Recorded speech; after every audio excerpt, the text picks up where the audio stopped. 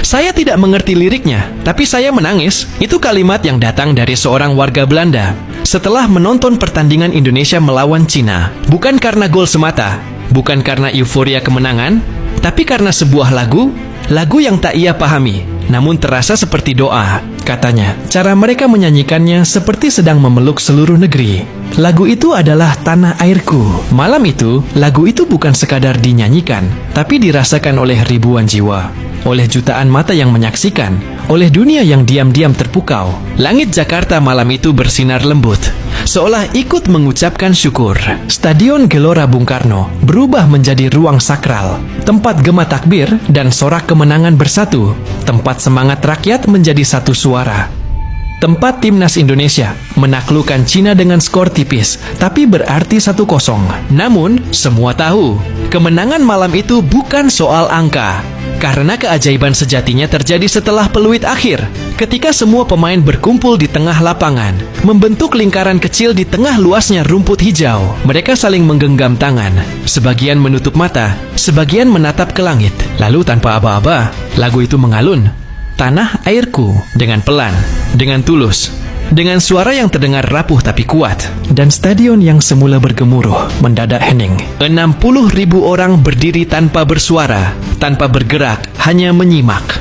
Mata berkaca, tangan di dada, dan napas mereka menjadi satu. Dari kejauhan, kamera televisi menangkap momen itu dan mengirimkannya ke seluruh dunia. Orang-orang dari Italia, dari Prancis, dari Kanada, bahkan dari negara-negara yang mungkin tak tahu banyak tentang Indonesia, mendadak terdiam. Seorang penonton dari Belgia menulis, "Saya sudah menonton banyak pertandingan besar.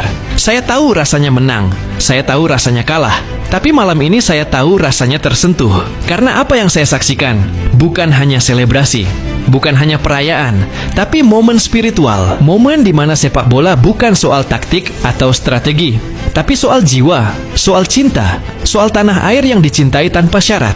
Seorang wanita dari Kanada menulis, "Saya hanya lewat di saluran televisi, tidak tahu siapa yang bermain, tidak tahu siapa yang menang. Tapi ketika mereka menyanyikan lagu itu, saya menangis, tanpa tahu kenapa. Mungkin karena saya lupa bagaimana rasanya mencintai sesuatu dengan sepenuh hati."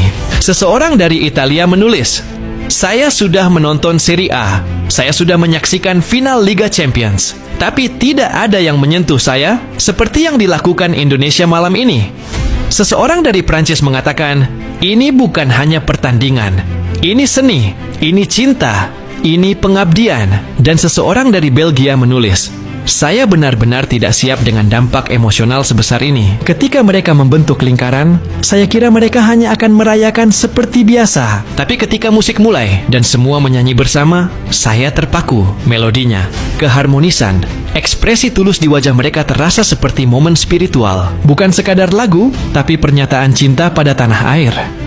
Sebagai orang Eropa, saya sudah melihat banyak fans yang penuh semangat. Tapi ini berbeda, bukan kemarahan, bukan kebanggaan. Ini adalah pengabdian sejati.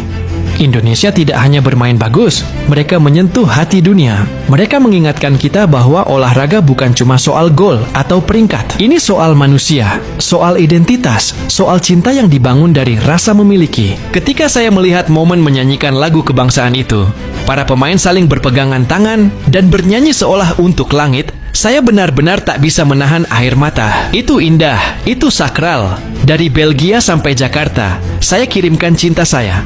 Kalian telah mendapatkan seorang penggemar seumur hidup. Teruslah bagikan semangat ini kepada dunia, karena ini menular dalam cara terbaik. Dan bagi dunia yang menyaksikan, malam itu akan tinggal lama diingatan. Bukan karena skor, bukan karena nama pemain, tapi karena saat stadion hening dan sebuah lagu dilantunkan. Dan 60.000 orang bernyanyi bersama untuk tanah yang mereka cinta, untuk negeri yang mereka bela, untuk Indonesia.